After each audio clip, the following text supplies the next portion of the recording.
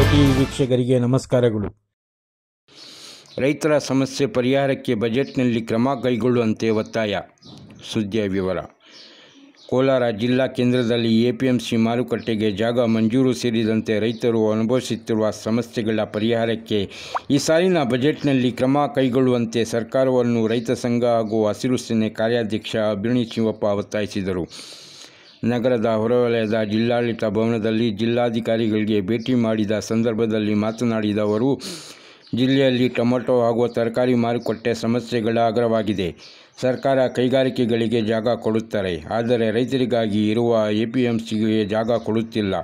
ಕೂಡಲೇ ಈ ಬಜೆಟ್ನಲ್ಲಿ ಅನುದಾನ ಮೀಸಲಿಡಬೇಕು ಎಂದು ಒತ್ತಾಯಿಸಿದರು. ಈ ಸಂದರ್ಭದಲ್ಲಿ ಜಿಲ್ಲಾಧ್ಯಕ್ಷರಾದ ಬೆಡಶೆಟ್ಟಿಹಳ್ಳಿ ರಮೇಶ್, ರಾಜ್ಯ ಉಪಾಧ್ಯಕ್ಷ ಬಿಸ್ನಳ್ಳಿ ಬೈಚೇಗೌಡ, ಬಯಲು ಸೀಮೆ ವಿಭಾಗದ ಕಾರ್ಯದರ್ಶಿ ಪ್ರಭಾಕರ್, ಹಸಿರು ಸೇನೆ ರಾಜ್ಯ ಸಂಚಾಲಕ ಕೆ. ಆನಂದ್ ಕುಮಾರ್, ಜಿಲ್ಲಾ ಪ್ರಧಾನ ಕಾರ್ಯದರ್ಶಿ ದಿನ್ನೆ ಹೊಸಳ್ಳಿ ರಮೇಶ್, ಜಿಲ್ಲಾ ಪದಾಧಿಕಾರಿಗಳು ಗುರ್ರಪ್ಪ, ತಿಪ್ಪಸಂದ್ರ, ಹರೀಶ್, ಬಂಗಾರಪೇಟೆ ತಾಲೂಕು ಅಧ್ಯಕ್ಷ ತಿಮ್ಮಾರೆಡ್ಡಿ, ಕೋಲಾರ ತಾಲೂಕು ಅಧ್ಯಕ್ಷ ತಿನ್ನಾಪುರ ಮಂಜುನಾಥ್, ಶ್ರೀನಿವಾಸ್, ಸತೀಶ್, ಶ್ಯಾಮ್ ಸುಂದರ್, ಶಿವಕುಮಾರ್ ಇನ್ನೂ ಅನೇಕ ಹಲವಾರು ರೈತ ಸಂಘದ ಮುಖಂಡರು ಹಾಜರಿದ್ದರು. ವರದಿ ಪರ್ವೀಜ್ ಅಹಮದ್.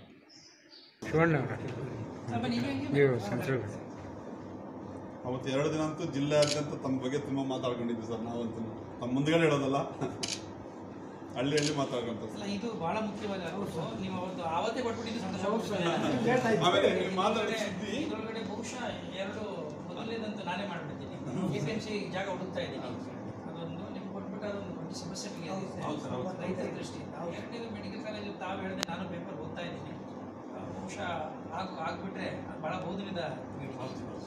3ನೇದು ನೀವು ಹೇಳಿದ್ರಲ್ಲ, ಯಾವುದು ಸಂಸ್ಕರಣಾ ಘಟಕಗಳು ಅವ್ರು ಸ್ವಲ್ಪ ಆಗಬೇಕು.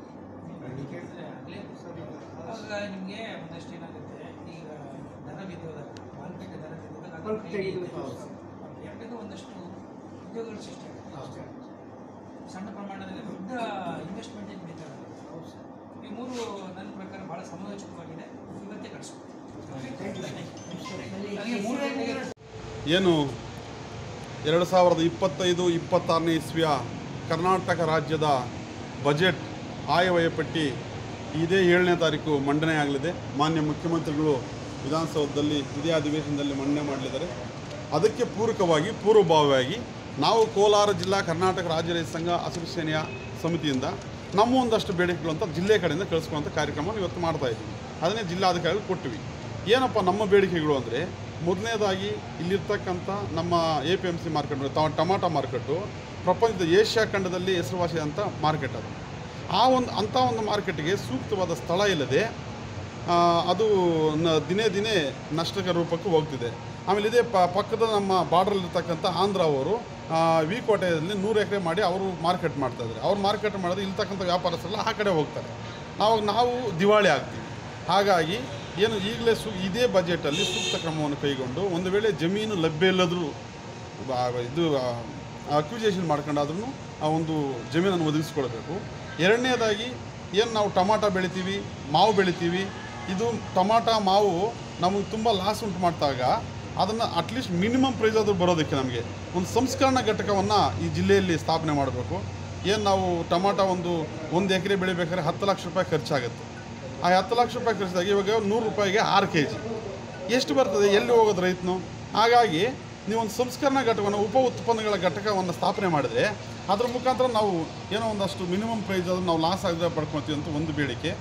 ಇನ್ನೊಂದು ಬೇಡಿಕೆ ಏನಂದರೆ, ನಮಗೆ KC ವ್ಯಾಲ್ಯೂ 3ನೇ ಶುದ್ಧೀಕರಣ, ಆ ಶುದ್ಧೀಕರಣ ಮಾಡಬೇಕು. ಅದು ಇದೇ ಮಟ್ಟದಲ್ಲಿ ಮಾಡಬೇಕು ಅಂತ, ಇದೇ ವರ್ಷದಲ್ಲಿ ಮಾಡಬೇಕು ಅನ್ನೋದು ಇನ್ನೊಂದು ಬೇಡಿಕೆ. ಮತ್ತು ಇನ್ನೊಂದು ಮುಖ್ಯವಾದಂಥ ಬೇಡಿಕೆ ಅಂದರೆ ಮೆಡಿಕಲ್ ಕಾಲೇಜ್ ಬೇಕು ಅಂತ. ಈಗಾಗಲೇ ಮಾನ್ಯ ಮುಖ್ಯಮಂತ್ರಿಗಳು ಆಶ್ವಾಸನೆ ನೀಡಿದೆ ಅಂತ ಗೊತ್ತಾಗಿದೆ. ಆದರೂ ಸಹ ನಮ್ಮ ರೈತರ ಪರವಾಗಿ ಇನ್ನೊಮ್ಮೆ ನೆನಪಿರಲಿ ಮುಖ್ಯಮಂತ್ರಿಗೆ ಅಂತ ನಿಮ್ಮಗಳ ಮುಖಾಂತರ ಮನವಿಯನ್ನು ಮಾಡ್ತಾ ಇದ್ದೀನಿ.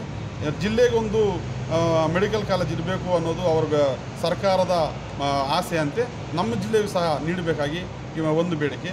ಮತ್ತು ಏನು ವಿಶೇಷವಾಗಿ ಏನಪ್ಪ ಅಂದರೆ, ನಮ್ಮ ಮಾಲೂರು ತಾಲೂಕು ಮತ್ತು ಬಂಗಾರಪೇಟೆ ತಾಲೂಕು ಕಾಮಸಂದ್ರ ಹೋಬಳಿ ಮತ್ತು ಮಾಲೂರು ತಾಲೂಕು ಮಾಸ್ತಿ ಹೋಬಳಿ ಗಡಿಭಾಗಗಳಲ್ಲಿ, ವಿಶೇಷವಾಗಿ ಬಂಗಾರಪೇಟೆ ತಾಲೂಕು ಕಾಮಸಂದ್ರ ಹೋಬಳಿ ಗಡಿಭಾಗದಲ್ಲಿ ವರ್ಷಕ್ಕೆ ಇಲ್ಲಾಂದರೂ 2-3 ಜನ ಆನೆ ತುಳಿತಕ್ಕೆ ಒಳಗಾಗಿ ಸಾಯ್ತಾ ಇದ್ದಾರೆ.